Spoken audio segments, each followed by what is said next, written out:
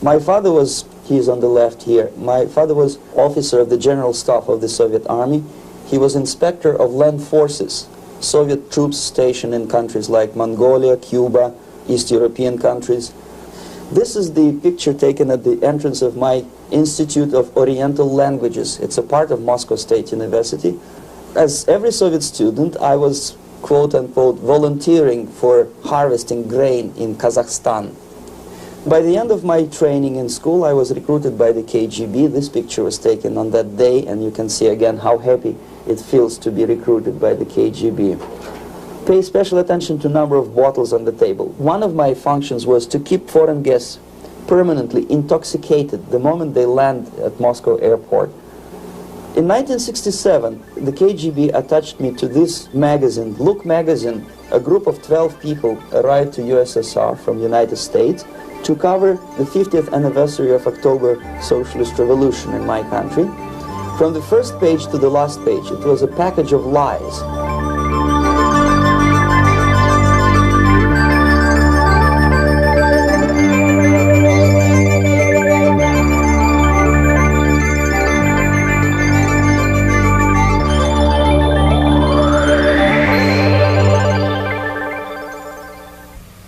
Our conversation is with Mr. Yuri Alexandrovich Bezmenov. Mr. Bezmenov was born in 1939 in a suburb of Moscow. He was the son of a high-ranking Soviet Army officer. He was educated in the elite schools inside the Soviet Union and became an expert in Indian culture and Indian languages. He had an outstanding career with Novosti, which was the, and still is, I should say, the press arm or the press agency of the Soviet Union. It turns out that this is also a front for the KGB. One of his interesting assignments was to brainwash foreign diplomats when they visited Moscow. And he'll tell us a little bit about how they did this and how they planted information which eventually wound up in the press of the free world. He escaped to the West in 1970 after becoming totally disgusted with the Soviet system, and he did this at great risk to his life. He certainly is one of the world's outstanding experts on the subject of Soviet propaganda and disinformation and active measures. Mr. Bezmenov, I'd like to begin by having you tell us a little bit about some of your childhood memories. Well, the most vivid memory of my childhood was Second World War, or to be more precise, the end of the Second World War, when all of a sudden United States, from a friendly nation, which helped us to defeat Nazism, turned overnight into a deadly enemy.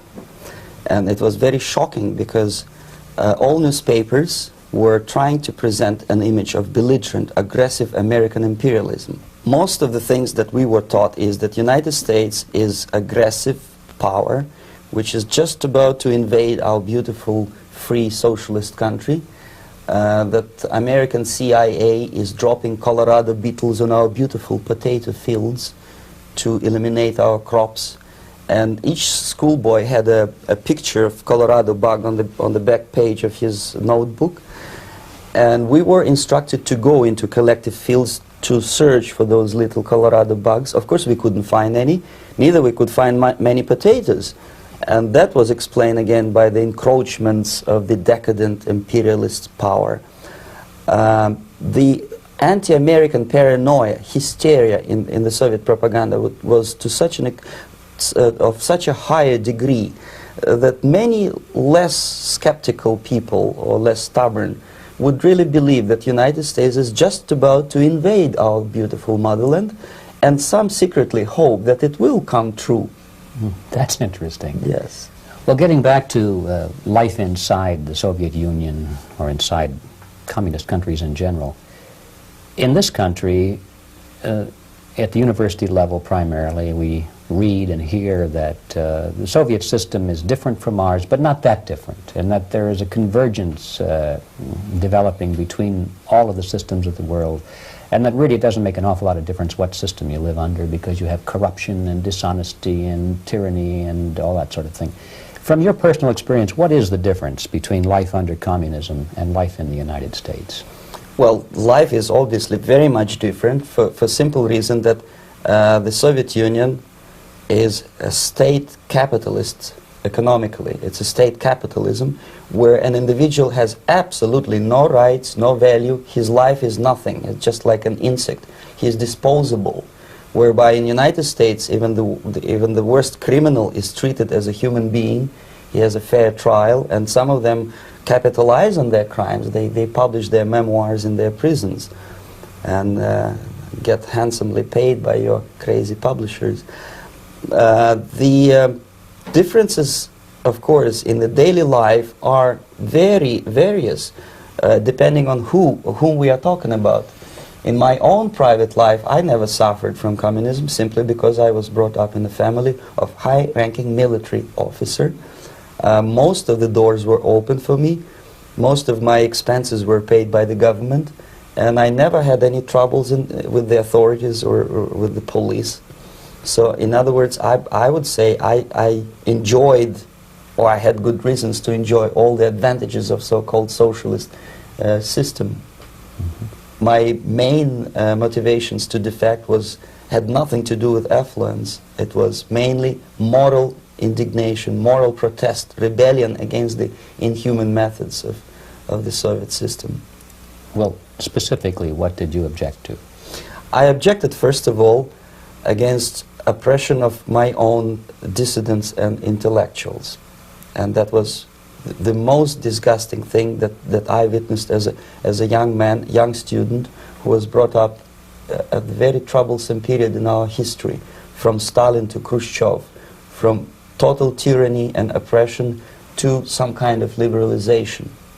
Second, when I started working for the Soviet embassy in India, to my horror, I discovered that we are millions times more oppressive than any colonial or imperialist power in the history of mankind.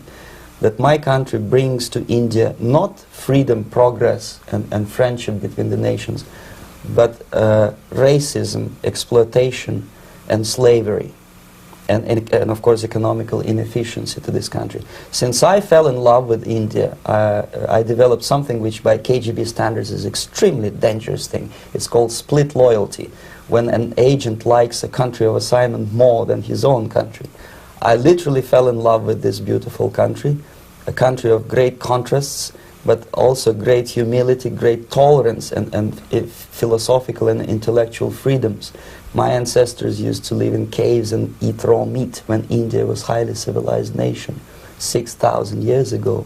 So obviously the choice was not to the advantage of my own nation. I decided to defect and to entirely dissociate myself from that brutal regime.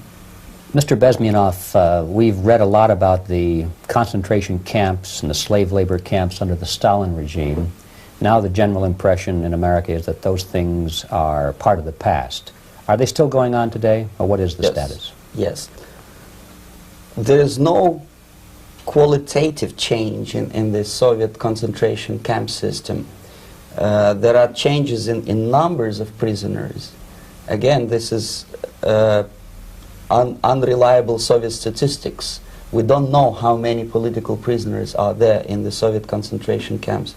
But we sure know from various sources that at each particular time there are close to 25 to 30 million of Soviet citizens who are virtually kept as slaves in forced labor camp system.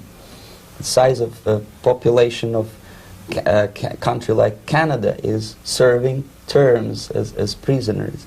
Incredible. So I would say that those intellectuals who try to convince American public that concentration camp system is a thing of a past are either conscientiously misleading public opinion, or they are not very intellectual people. They're selectively blind.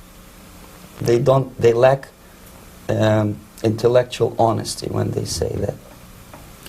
Well, we've spoken about the intellectuals in this country and also the intellectuals in the Soviet Union. What about down at the broad mass level?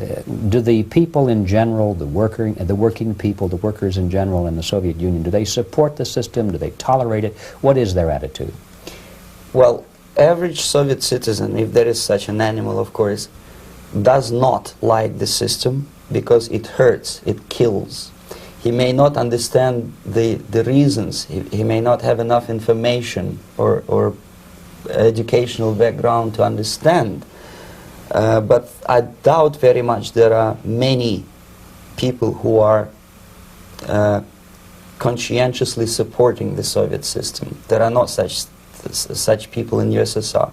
Even those who have all the reasons to enjoy socialism, people like myself, who were a member of journalistic elite, they also hate system for different reasons, though. Not because they lack material affluence, but because they are unfree to think, they're in constant fear, duplicity, split personality. And this is the greatest tragedy for my nation. Well, what do you think are the chances of the people actually overcoming their system or replacing it? There is a great possibility that system will sooner or later be destroyed from within. There is a self-destructive mechanism built into any socialist or communist or fascist system, because there is lack of feedback, because the system does not rely upon loyalty of population. But until this Soviet junta is being supported by the Western so-called imperialists, that is, multinational companies, establishments, governments, and let's face it, intellectuals, so-called academia in the United States is famous for supporting the Soviet system. As long as the Soviet junta will keep on receiving credits, money, technology, grain deals, and political recognition from all these traitors of democracy or freedom, there is no hope, there is not much hope for changes in my country, and the system will not collapse by itself simply because it's being nourished by so-called American imperialism. This is the greatest paradox in history of mankind, when capitalist world supports and actively nourishes its own destroyer, destructor. I think you're trying to tell us something. Oh, in yes. This country. I'm trying to tell you that it has to be stopped unless you want to end up in Gulag system and enjoy all the advantages of socialist equality.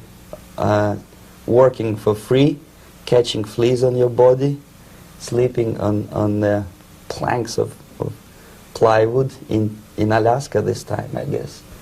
That's where Americans will belong, unless they will wake up, of course, and force their government to stop aiding Soviet fascism. Well, you told us a moment ago why you left the system. I'd like to hear the details of how you did it. It must have been a very dangerous thing. It was not so dangerous, it was crazy. First of all, because defecting in India is virtually impossible, thanks to very strong pressure from the Soviet government. Excuse me, you were in India on assignment at that time? Yes, I was working for the Soviet embassy in New Delhi as a press officer. And defecting for a Soviet diplomat is next to impossible. It's a suicide, as I said, because a great friend Indira Gandhi pushed a law through parliament which says, and I quote, "No defector from any country has a right of political asylum in any embassy on the territory of Indian Republic," which is a masterpiece of hypocrisy. No other defector but the Soviet one needs a political asylum. So, knowing that perfectly well, I planned a craziest possible way to defect. I studied counterculture in India. There were thousands of young American boys and girls with no shoes, long hair, smoking hash and marijuana, studying sometimes Indian philosophy, sometimes simply pretending that they study. And they greatly annoyed Indian police, and they were laughing stock of Indians because obviously they were good-for-nothing students. I studied carefully where they congregate, what routes they travel, what language they speak, what do they smoke. And one day I simply joined a group of hippies to avoid detection of Indian police. I was dressed as a typical hippie with blue jeans, long kameez shirts with all kind of nice decorations like beads, long hairs, I bought a wig, because for several weeks I had to turn myself from a conservative Soviet diplomat into a very progressive American hippie. And that was the only way that I could avoid detection. It was very interesting experience, but it was necessary, because from my own knowledge as a member of Soviet embassy staff, I knew that there were many cases when Soviet defectors were betrayed by Indian police, and also some Western embassies played a very dirty role in betraying the Soviet defectors. According to our information, there were some, I wouldn't call them double agents, but simply immoral people working for this for the United States embassy, and confiding in people like this would be a suicide.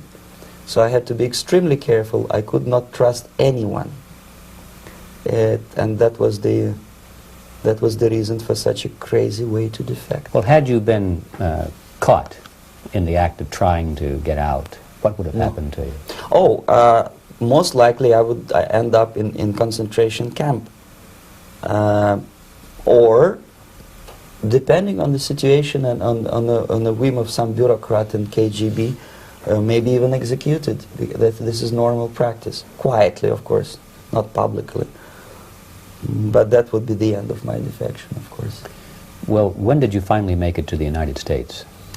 In 1970, after about 6 months of debriefing in Athens by the CIA, and I presume FBI too, they let me go first to Germany, then to Canada.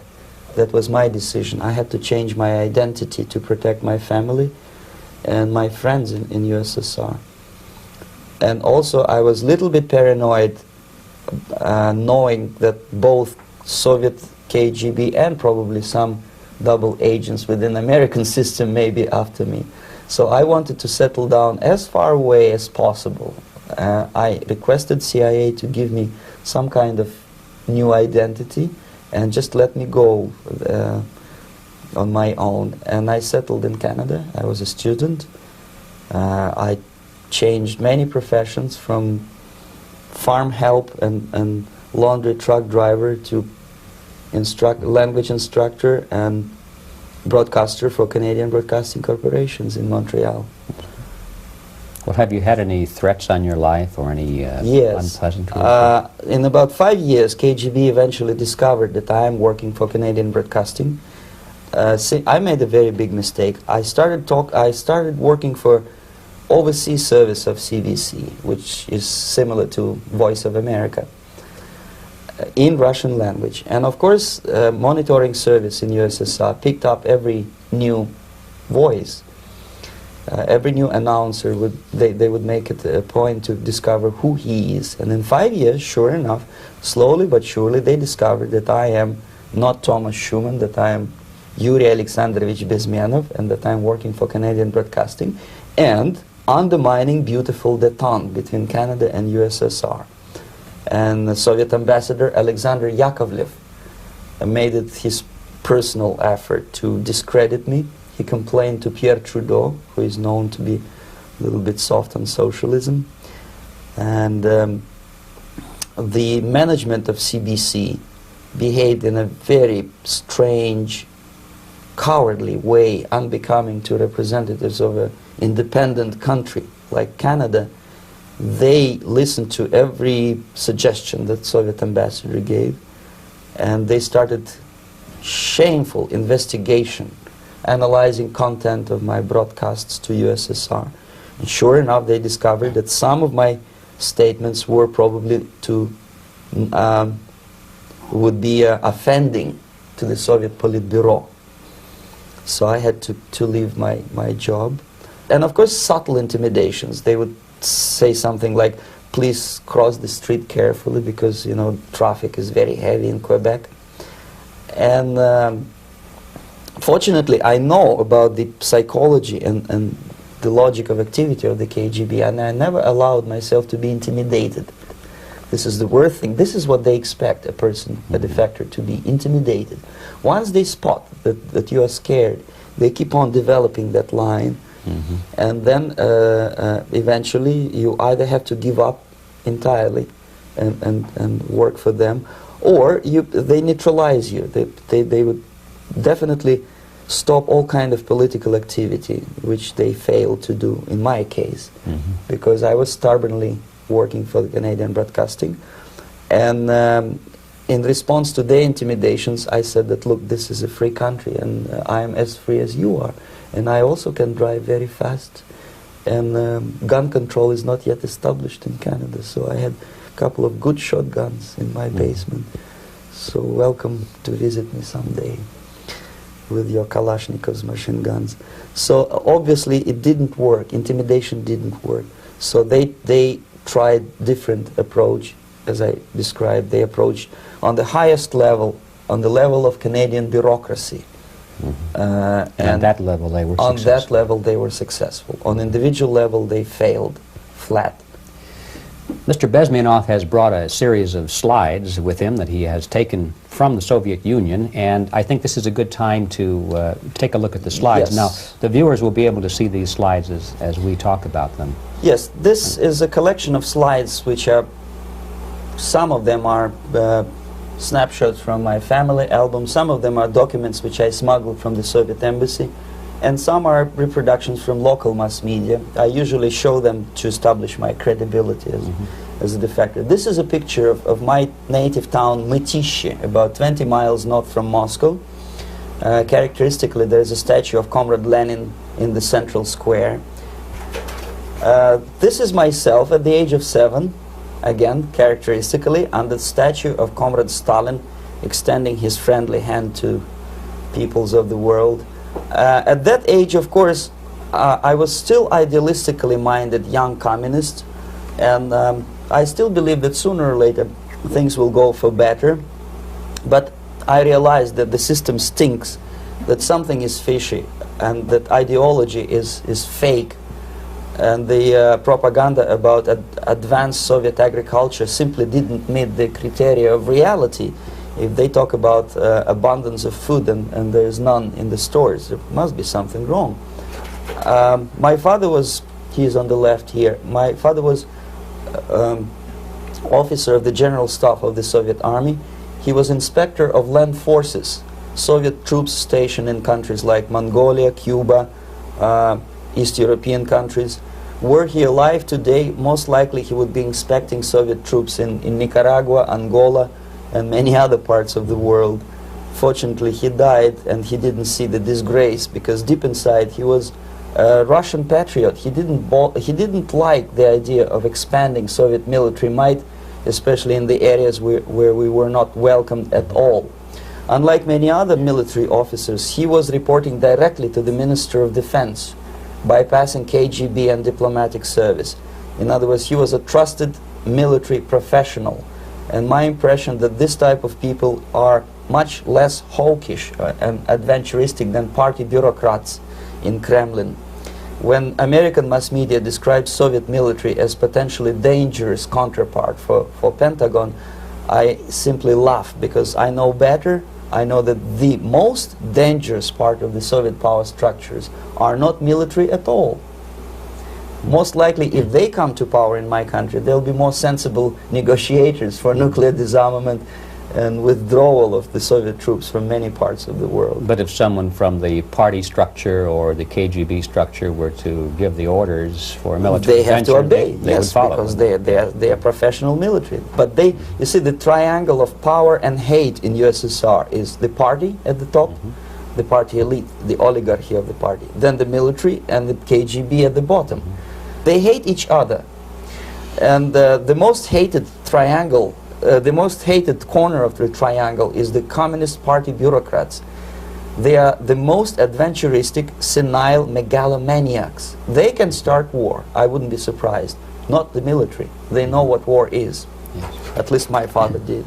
This is the picture taken at the entrance of my Institute of Oriental Languages. It's a part of Moscow State University.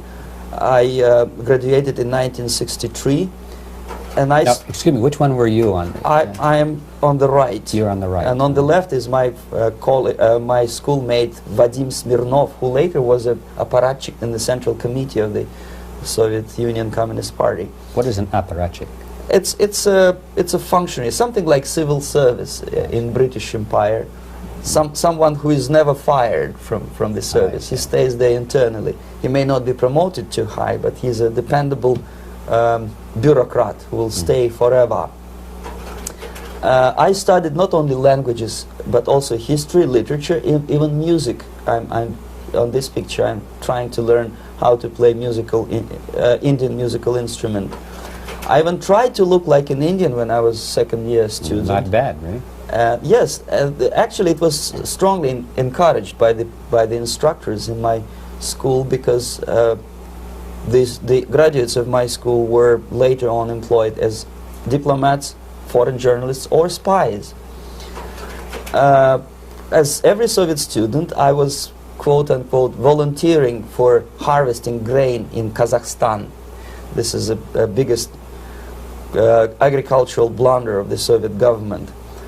But I didn't have much choice, of course, because the communist motto borrowed from the Bible says, "Those who do not work shall not eat." And you can see me eating, therefore I was working, and you can see how happy I was about it.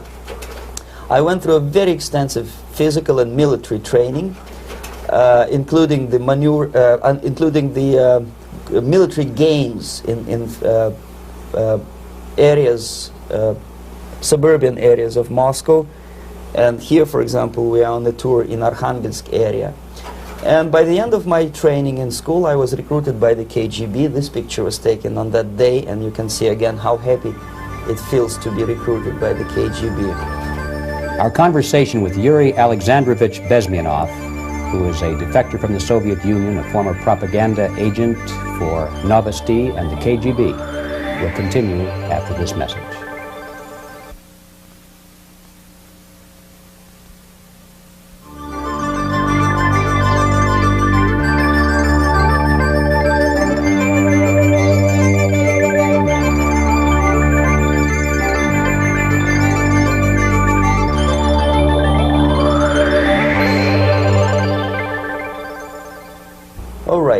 As every student in USSR, I went through very extensive physical and military training, and civil defense training too. Unlike in the United States, where civil defense is virtually non-existent, zero. In USSR, every student, whatever his major subject, has to go through very extensive 4-year military and civil defense training.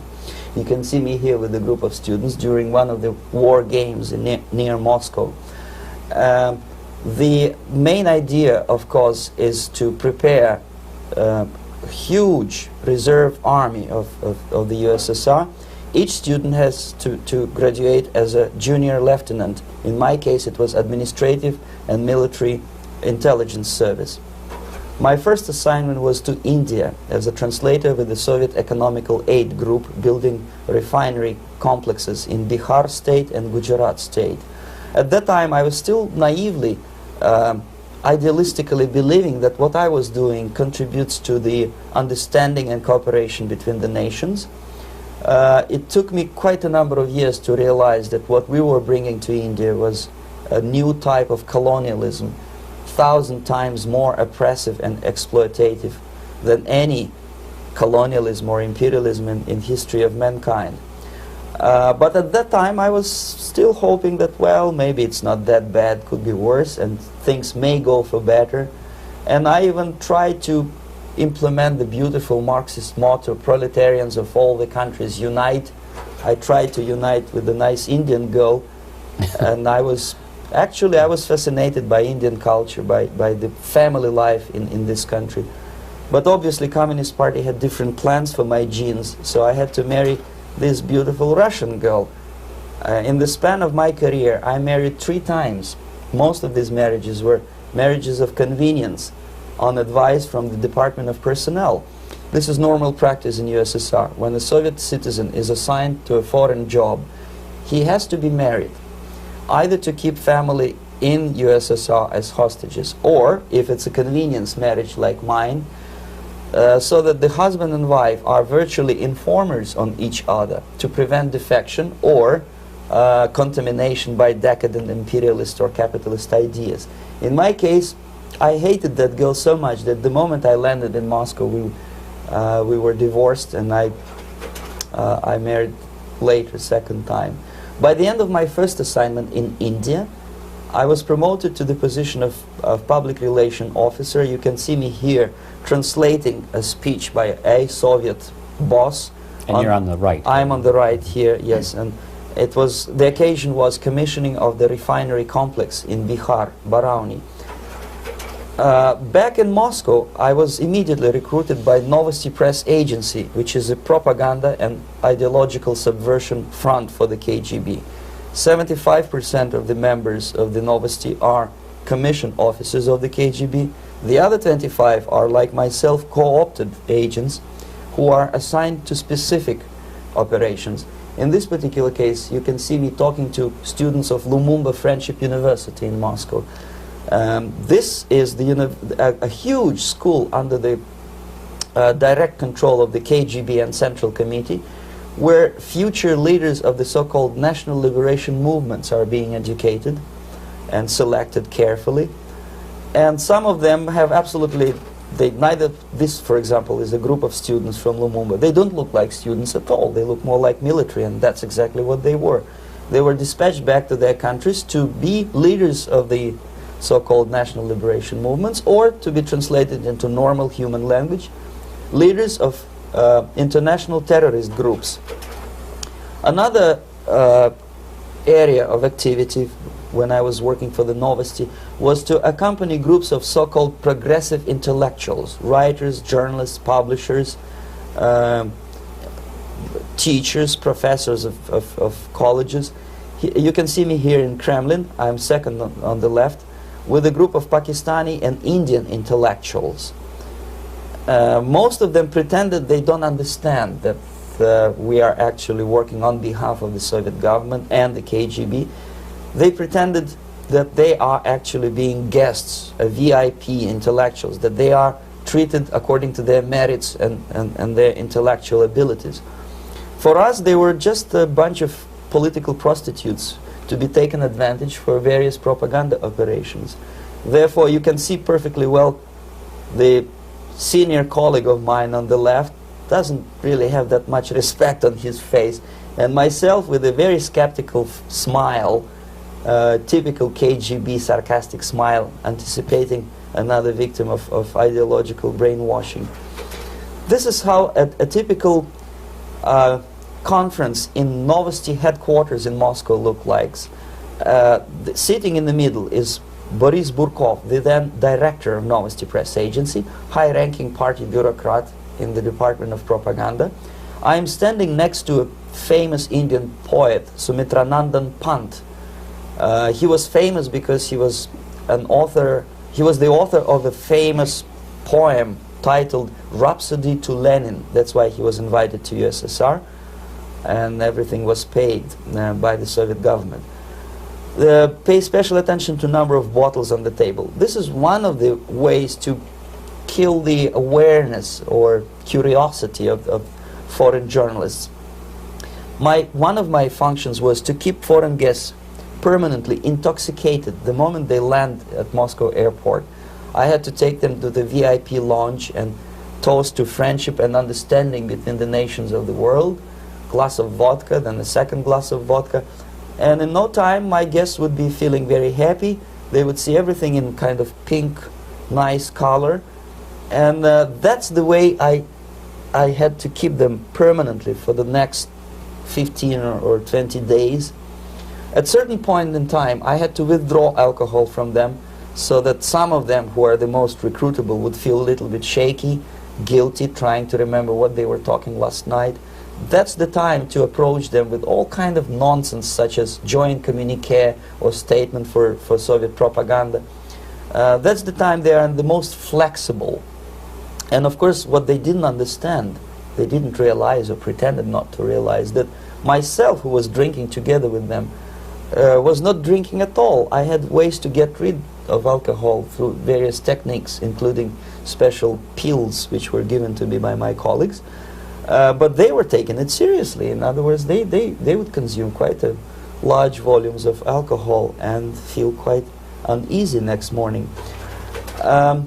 In 1967, the KGB attached me to this magazine, Look magazine.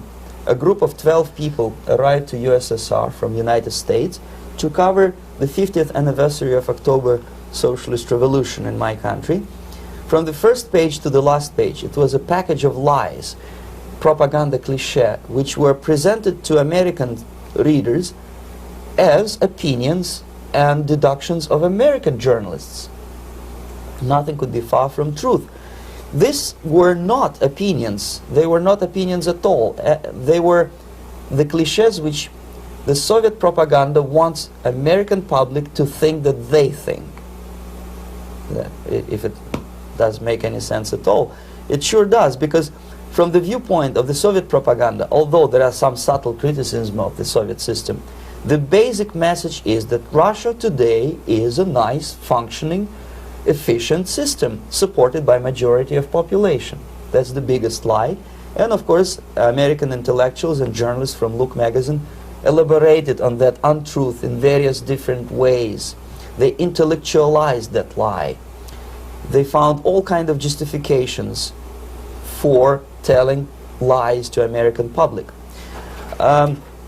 Excuse me, it was partly your job to make sure that they got these ideas, yes, and accepted them as their own ideas. Right. Actually, even before they arrived to USSR, and they paid astronomical sum of money for that visit, they were submitted, this Novosti Press Agency developed so-called backgrounders, 20-25 pages of information and opinions which were presented to the journalists even before they bought their tickets to Moscow.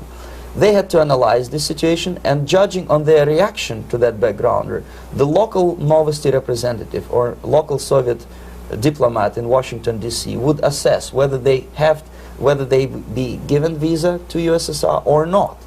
Oh, so they were selected ahead of time. Yes, they were pre-selected very carefully, and there is not much chance for honest journalists to arrive to USSR and to stay there for 1 year and to bring this package of lies back home. This, for example, is a centerfold of the Look magazine.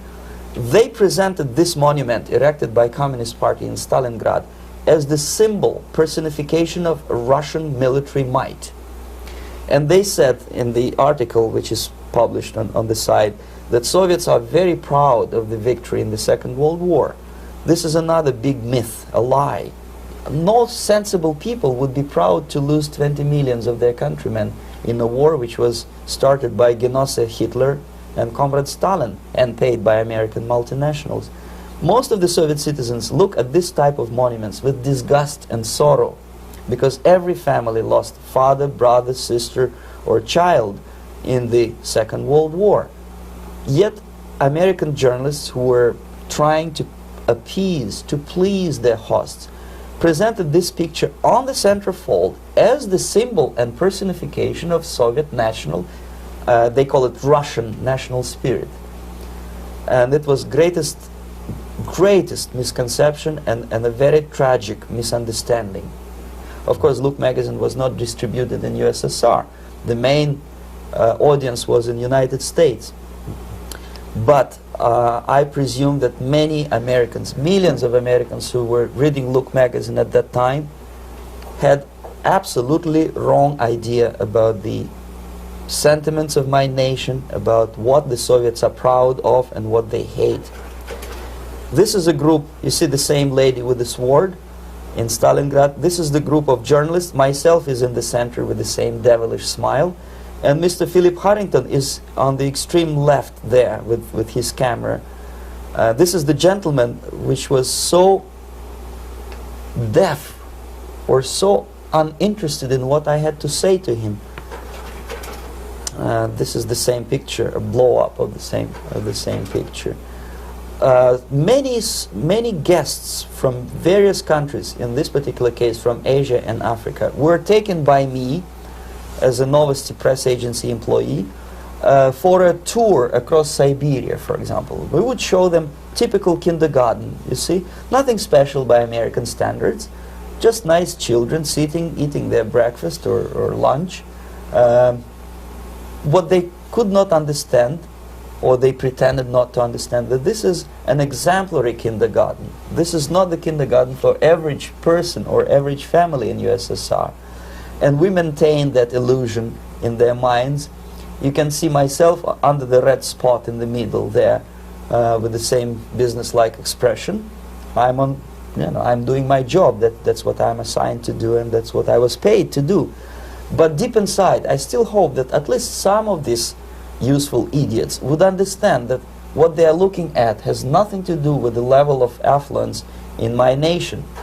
This is a better picture which reflects the true spirit of the Soviet childhood. This picture was printed in a Canadian government publication by mistake.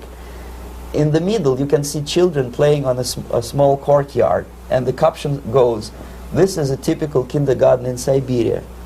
What these idiots didn't understand, that it is not kindergarten at all. It is a prison for children of political prisoners.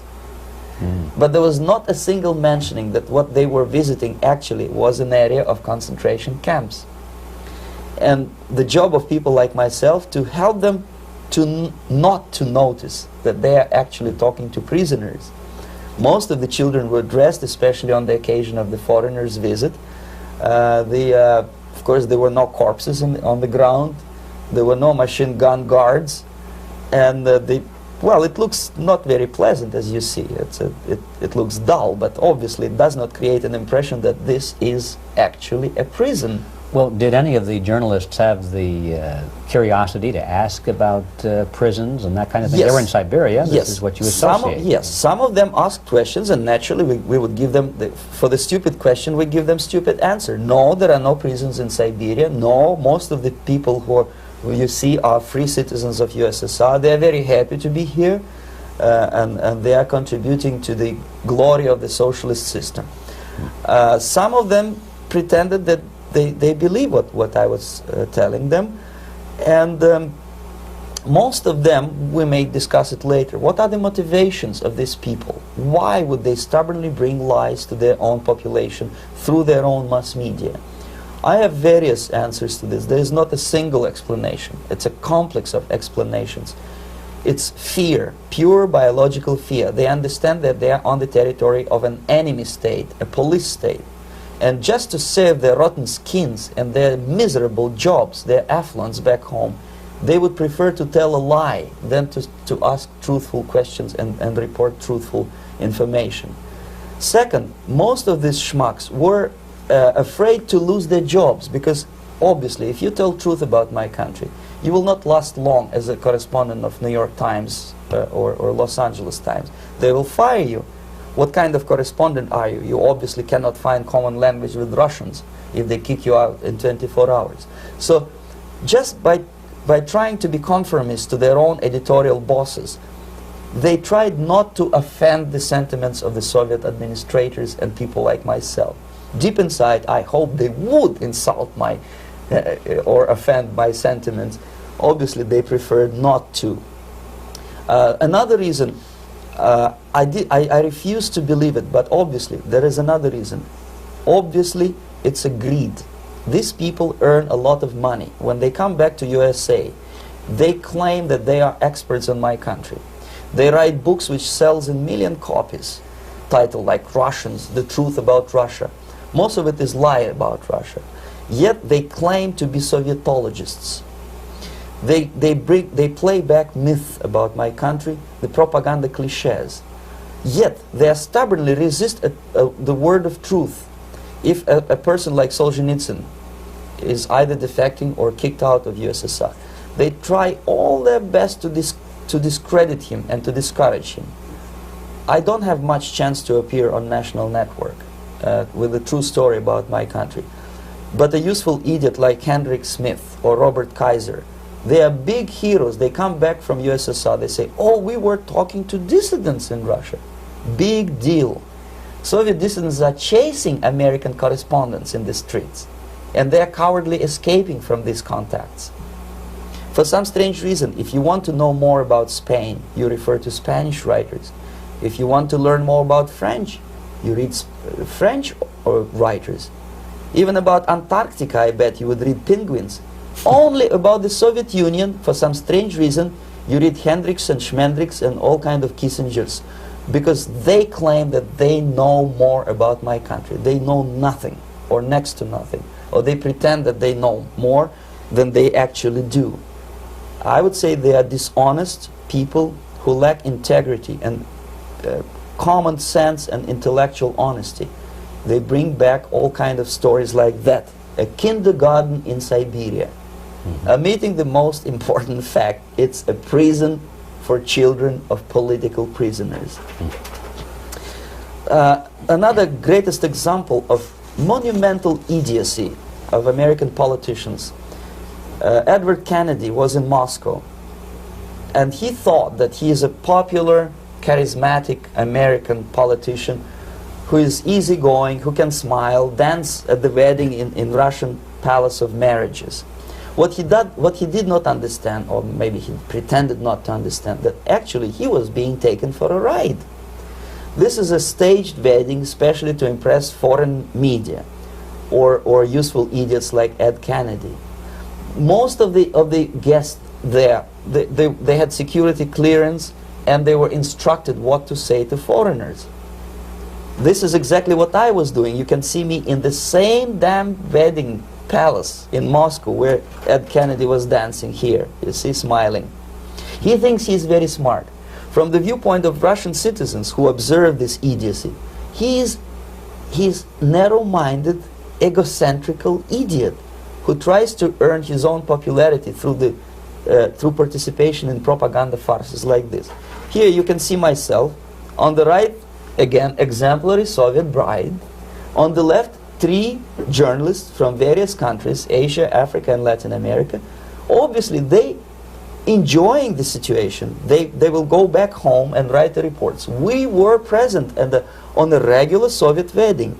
They were not present on a regular Soviet wedding. They were present, they were part of a farce, of a circus performance.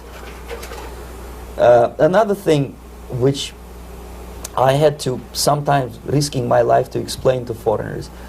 Time magazine, for example, is very critical of South African racist regime. The whole article was dedicated to the shameful internal passport system where blacks are not allowing to live with whites. For some strange reason, for the last 14 years since my defection, nobody wanted to pay attention to my passport. This is my passport. It also shows my nationality, and it has a police rubber stamp, which is called propiska in Russian language, which assigns me to a certain area of residence. I cannot leave that area, same way as this black man cannot leave the area in South Africa. Yet we call South African government racist regime. Not a single Jane Schmonda or Fonda is brave enough, courageous enough to come to media and say, look, this is what happens in USSR. I send a copy of my passport to many American liberals and civil rights defenders and all the other useful idiots. They never bothered to answer me back. This shows what kind of integrity, what kind of honesty these people are. They are a bunch of hypocrites because they don't want to recognize a good example of racism in my country. This is the first stage of befriending a professor. You can see myself on the left with the same James Bond smile. On the right is my KGB supervisor, Comrade Leonid Mitrokhin, and in the middle a professor of political science in Delhi University. The next stage would be to invite him to a gathering of Indo-Soviet Friendship Society. There he is sitting next to his wife before he is being sent to USSR for free trip. Everything is paid by the Soviet government. He was made to believe that he is invited to USSR because he is a talented, sober-thinking intellectual. Absolutely false. He is invited because he is a useful idiot, because he would agree and subscribe to most of the Soviet propaganda cliché. And when he is coming back to his own country, he is going for years and years to teach the beauties of Soviet socialism to newer and newer generations of his students, thus promoting the Soviet propaganda line. The KGB was even curious about this gentleman. It may look innocent. Maharishi Mahesh Yogi, a great spiritual leader, or maybe a great charlatan and crook, depending on from which side you are looking at him. Beatles were trained at his ashram in Hardwar in India how to meditate. Mia Farrow and other useful idiots from Hollywood visited his school, and they returned back to United States absolutely zonked out of their minds with marijuana, hashish, and crazy ideas of meditation. To meditate, in other words, to isolate oneself from the current social and political issues of your own country, to get into your own bubble, to forget about troubles of the world. Obviously, KGB was very fascinated with such a beautiful school, such a brainwashing center for stupid Americans. I was dispatched by the KGB to check what kind of VIP Americans attend this school. That's you on the left. Yes, I'm on the left. I was trying to get enrolled in that school. Unfortunately, the Maharishi Mahesh Yogi asked too much. He wanted $500 American for enrollment. But my function was not actually to get enrolled in the school. My function was to discover what kind of people from United States attend this school. And we discovered that yes, there are some influential members of family, public opinion makers of United States who come back with the crazy stories about Indian philosophy. Indians themselves look upon them as idiots, useful idiots. To say nothing about KGB, who looked at them as extremely naive, misguided people. Obviously, a VIP, say a wife of a congressman or a prominent Hollywood personality, after being trained in that school, is much more instrumental in the hands of manipulators of public opinion and KGB than a normal person who understands, who looks through this type of fake religious training. Why would they be more susceptible to manipulation? I just mentioned that because, you see, a person who is too much involved in introspective meditation. You see, if you carefully look what Maharishi Mahesh Yogi is teaching to Americans, is that most of the problems, most of the burning issues of today can be solved simply by meditating. Don't rock the boat. Don't get involved. Just sit down, look at your navel and meditate. And the things, due to some strange logic, due to cosmic vibration, will settle down by themselves. This is exactly what the KGB and Marxist-Leninist propaganda wants from Americans, to distract their opinion, attention, and mental energy from real issues of United States into a non-issues, into a non-world, non-existent harmony. Obviously, it's more beneficial for the Soviet aggressors to have a bunch of duped Americans than Americans who are self-conscious, healthy, physically fit, and alert to the reality. Maharishi Mahesh Yogi obviously is not on the payroll of the KGB. But whether he knows it or not, he contributes greatly to demoralization of American society. And he's not the only one. There are hundreds of those gurus who come to your country to capitalize on naivete and stupidity of Americans. It's a fashion. It's a fashion to meditate. It's a fashion not to be involved. So obviously, you can see that if KGB were that curious, if they paid my trip to Hardwar, if they assigned me to that strange job, obviously they were very much fascinated. They were convinced that that type of brainwashing is very efficient and instrumental in demoralization of the United States. Our conversation with Yuri Alexandrovich Bezmenov, who is a defector from the Soviet Union, a former propaganda agent for Novosti and the KGB, will continue after this message.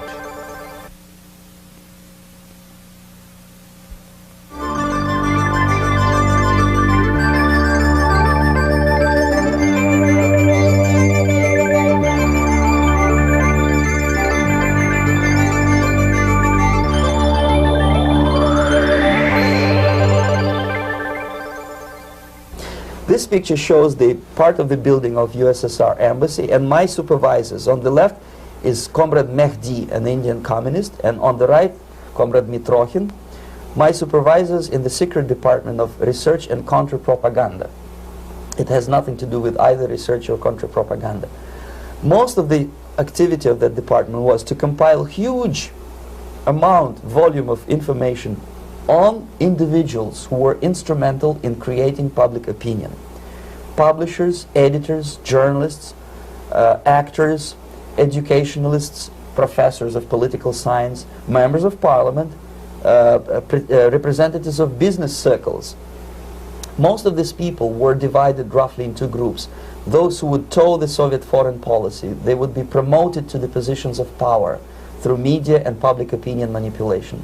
Those who refused the Soviet influence in their own country would be character assassinated or executed physically come revolution.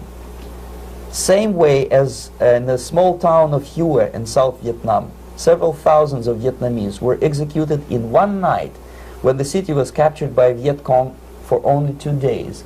And American CIA could never figure out how could possibly communists know each individual, where he lives, where to get him, and would be arrested in one night, basically in some 4 hours before dawn, put on a van, taken out of the city limits and shot. The answer is very simple. Long before communists occupied the city, there was extensive network of informers, local Vietnamese citizens, who knew absolutely everything about people who are instrumental in public opinion, including barbers and taxi drivers. Everyone who was sympathetic to the United States was executed. Same thing was done under the guidance of the Soviet embassy in Hanoi, and same thing I was doing in New Delhi. To my horror, I discovered that in the files where people were doomed to execution, there were names of pro-Soviet journalists with whom I was personally friendly. Pro-Soviet? Yes. They were idealistically minded leftists who made several visits to USSR, and yet the KGB decided that come revolution or drastic changes in political structure of India, they will have to go. Why is that? Because they know too much. Simply because, you see, the useful idiots, the leftists who are idealistically believing in the beauty of Soviet socialist or communist or whatever system, when they get disillusioned, they become the worst enemies. That's why my KGB instructors specifically made a point, never bother with leftists. Forget about these political prostitutes. Aim higher. This was my instruction. Try to get into large circulation, established conservative media. Rich, filthy rich movie makers, intellectuals, so-called academic circles. Cynical, egocentric people who can look into your eyes with angelic expression and tell you a lie. These are the most recruitable people, people who lack moral principles, who are either too greedy or too suffer from self-importance. They feel that they matter a lot. These are the people who KGB wanted very much to recruit. But to eliminate the others, to execute the others, don't they serve some purpose? Wouldn't they be the ones they rely on? They serve purpose only at the stage of destabilization of a nation. For example, your leftists in United States, all these professors and all these beautiful civil rights defenders, they are instrumental in the process of the subversion only to destabilize the nation. When their job is completed, they are not needed anymore. They know too much. Some of them, when they get disillusioned, when they see that Marxist-Leninists come to power, obviously they get offended. They think that they will come to power. That will never happen, of course. They will be lined up against the wall and shot. But they may turn into the most bitter enemies of Marxist-Leninists when they come to power. And that's what happened in Nicaragua. You remember most of these former Marxist-Leninists were either put to prison or one of them split, and now he's working against Sandinistas. It happened in Grenada when Maurice Bishop was already a Marxist. He was executed by a new Marxist who was more Marxist than this Marxist. Same happened in Afghanistan when first there was Taraki, he was killed by Amin, then Amin was killed by Babrak Karmal with the help of KGB. Same happened in Bangladesh when Mujibur Rahman, very pro-Soviet leftist, was assassinated by his own Marxist-Leninist military comrades. It's the same pattern everywhere. The moment they serve their purpose, all the useful idiots are either be executed entirely, all the idealistically minded Marxists, or exiled or put in prisons, like in Cuba. Many former Marxists are in Cuba, in prison. So most of the Indians who were cooperating with the Soviets, especially with our Department of Information of the USSR Embassy, were listed for execution. And when I discovered that fact, of course I was sick. I was mentally and physically sick. I thought that I'm going to explode one day during the briefing at the ambassador's office. I would stand up and say something that we are basically a bunch of murderers. That's what we are. It has nothing to do with friendship and understanding between the nation and blah, blah, blah. We are murderers. We behave as a bunch of thugs in a country which is hospitable to us, a country which with ancient traditions. But I did not defect. I tried to get the message across. To my horror, nobody wanted even to listen, least of all to believe what I had to say. And I tried all kinds of tricks. I would leak information through letters or lost documents or something like that. And still I got no message. The message was not published, even in the conservative mass media of India. The immediate impulse to defect was Bangladesh crisis, which was described by American correspondents as Islamic grassroots revolution, which is absolute baloney. There was nothing to do with Islam, and there was no grassroots revolution. Actually, there are no grassroots revolutions, period. Any revolution is a byproduct of a highly organized group of conscientious and professional organizers, but it has nothing to do with grassroots. In Bangladesh, it was nothing with grassroots. Most of the Awami League party members, Awami League means People's Party, were trained in Moscow in the High Party School. Most of the Mukti Fauj leaders, Mukti Fauj in Bengali means People's Army, same as SWAPO and all kind of liberation armies all over the world, the same bunch of useful idiots. They were trained at Lumumba University and various centers of the KGB in Simferopol, in Crimea, and in Tashkent. So when I saw that Indian territory is being used as a jumping board to destroy East Pakistan, I saw myself thousands of so-called students traveling through India to East Pakistan, through the territory of India, and Indian government pretended not to see what's going on. They knew perfectly well, the Indian police knew it, the intelligence department of Indian government knew it, the KGB of course knew it, and the CIA knew it. That was most infuriating, because when I defected and I explained to the CIA debriefers they should watch out because East Pakistan is going to erupt any moment, they said I was reading too many James Bond novels. Anyway, so East Pakistan was doomed. One of my colleagues in the Soviet consulate in Calcutta, when he was dead drunk, he ventured into the basement to relieve himself, and he found big boxes which said printed matter to Dhaka University. Dhaka is the capital of East Pakistan. And since he was drunk and curious, he opened one of the boxes and he discovered not printed matter. He discovered Kalashnikov guns and ammunition in there. Anyway, it's a long story. When I saw the preparations for the invasion into East Pakistan, obviously I wanted to defect immediately. The only thing I couldn't at that time make up my mind when and where and how. One of the reasons, of course, you see, I was in love with India. I mentioned it before. I spoke the languages. I socialized with people. And I understood that I had to act fast unless I want this beautiful country to be permanently and irreparably damaged by our presence. One of the reasons not to defect was, as you can see, I was living in relative affluence.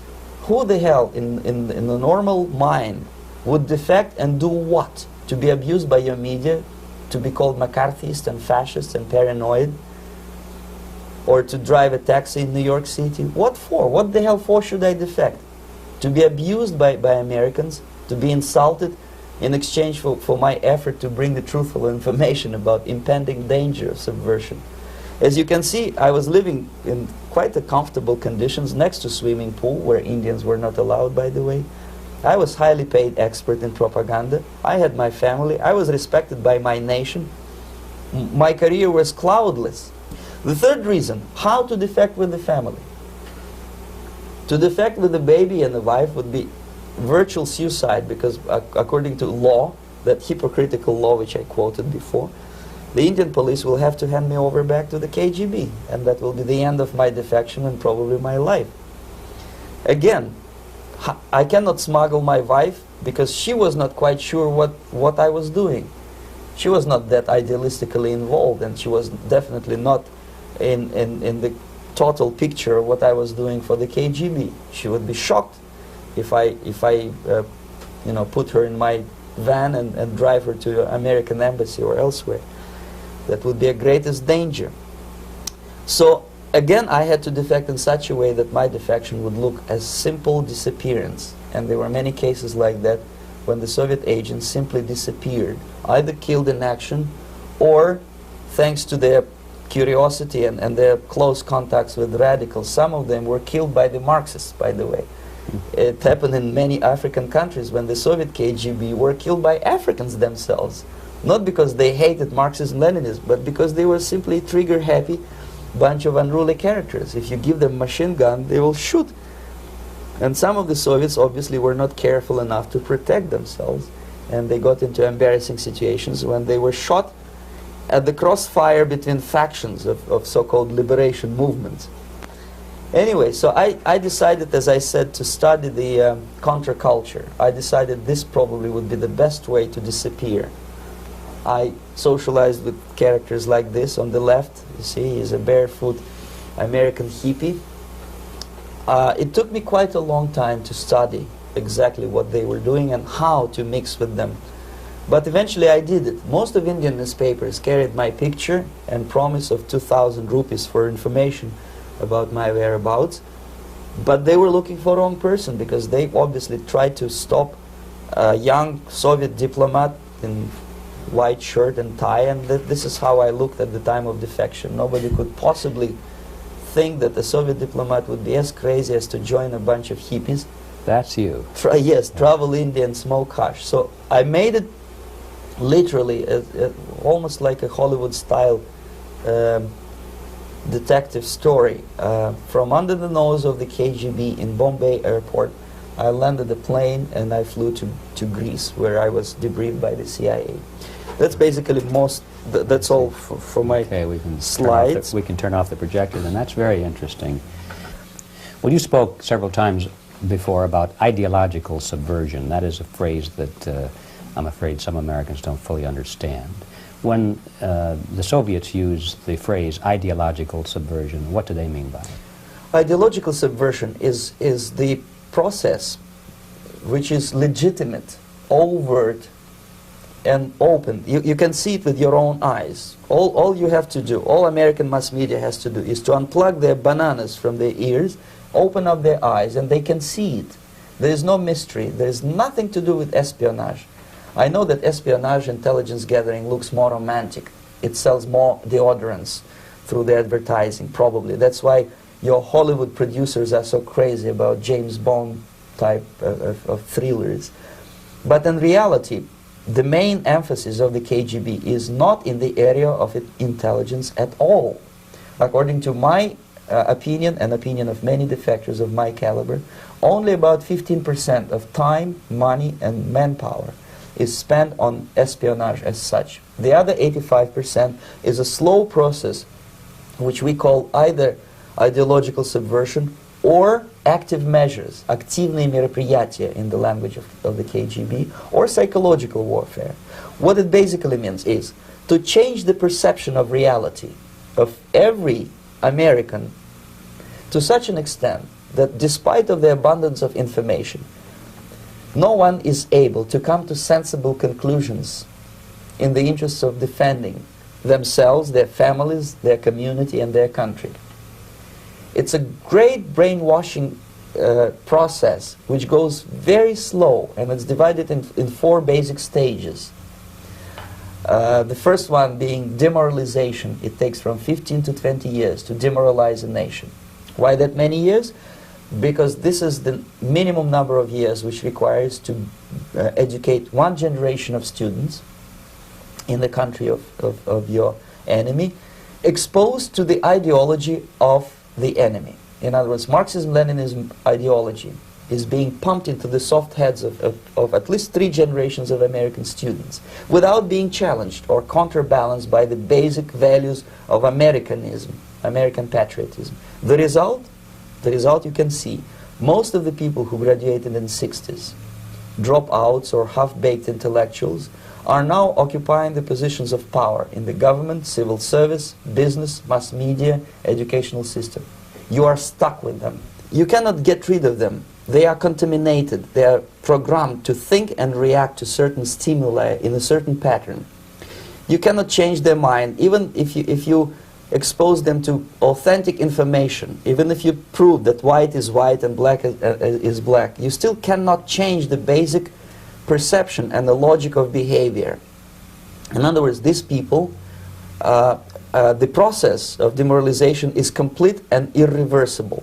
To get rid society of these people, you need another 20 or 15 years to educate a new generation of patriotically minded and common sense people who would be acting in favor and in the interests of United States society. And yet these people who've been programmed and, as you say, in place and Yes. who are favorable to an opening with the Soviet concept, these are the very people who would be marked for extermination in this country? Most of them, yes. Simply because the psychological shock when they will see in future what the beautiful society of equality and social justice means in practice, obviously they will revolt. They will be very unhappy, frustrated people. And the Marxist-Leninist regime does not tolerate these people. Obviously they will join the links of dissenters, dissidents. Yes. Unlike in present United States, there will be no place for dissent in future Marxist-Leninist America.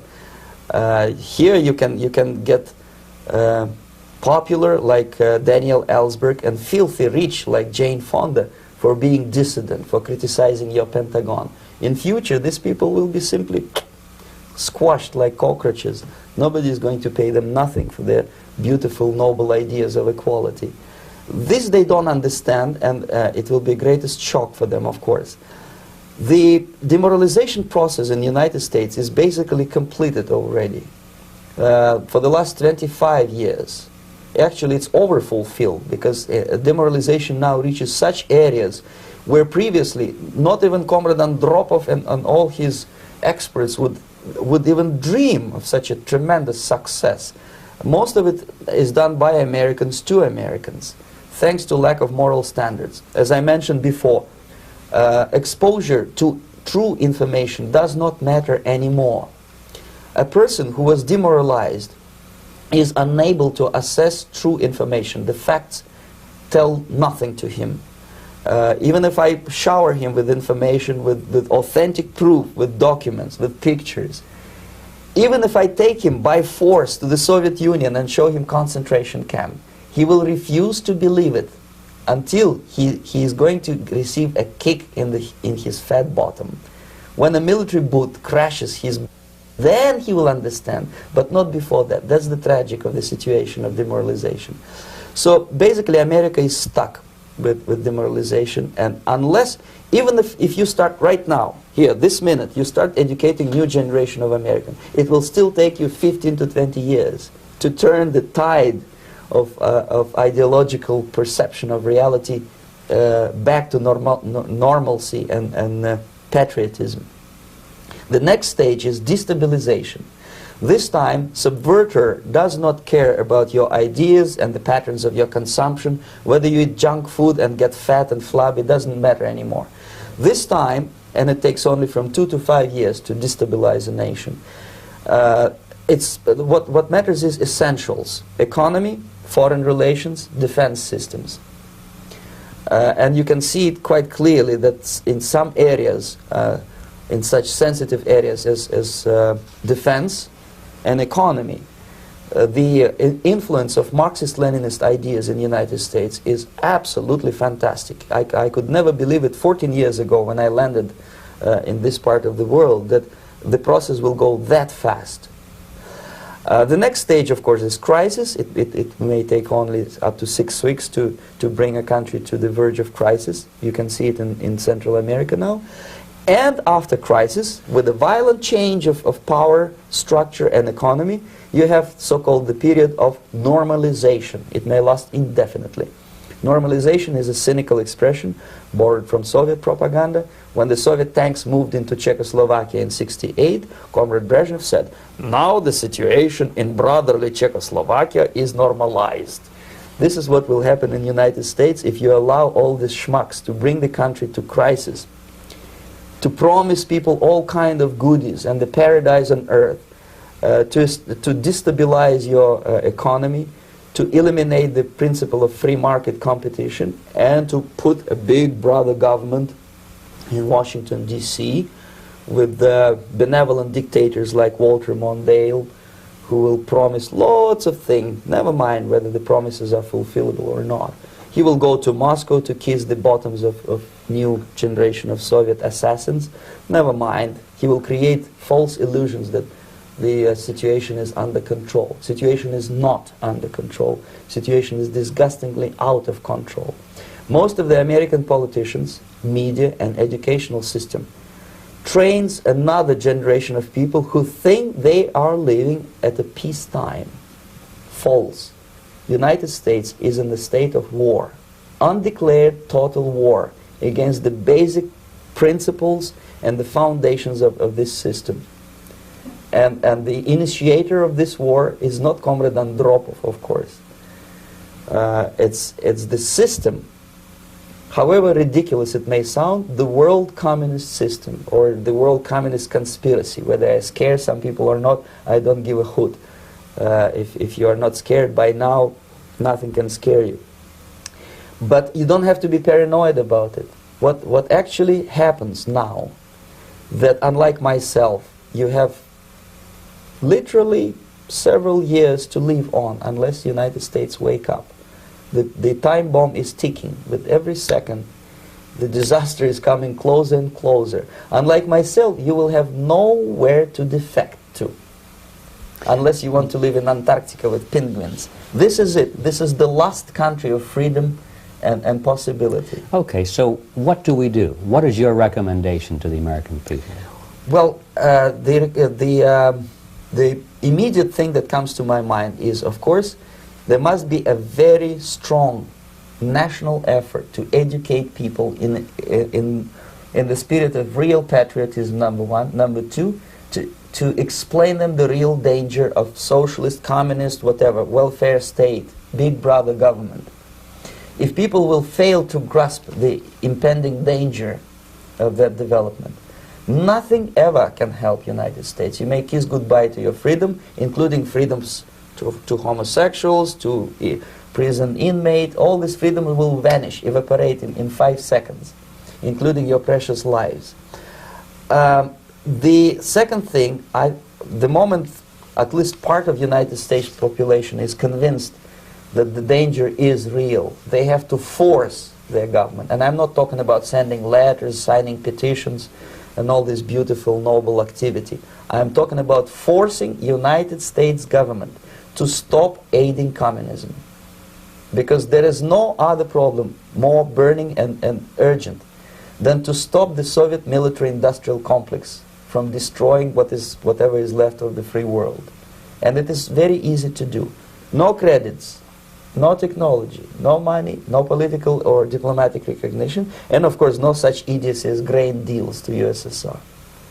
The Soviet people, 270 millions of Soviets, will be eternally thankful to you if you stop aiding a bunch of murderers who sit now in Kremlin and whom President Reagan respectfully calls government. They do not govern anything, least of all such complexity as the Soviet economy.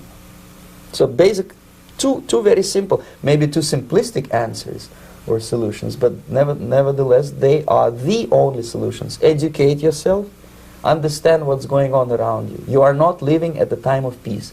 You are in a state of war. And you have precious little time to save yourself. You don't have much time, especially if you are talking about young generation. There's not much time left for convulsions to the beautiful disco music. Very soon it will go, just overnight. If we are talking about capitalists or wealthy businessmen, I think they are selling the rope on which they will hang very soon. If they don't stop, if they cannot curb their unsettled desire for profit, and if they keep on trading with the monster of the Soviet communism, they are going to hang very soon.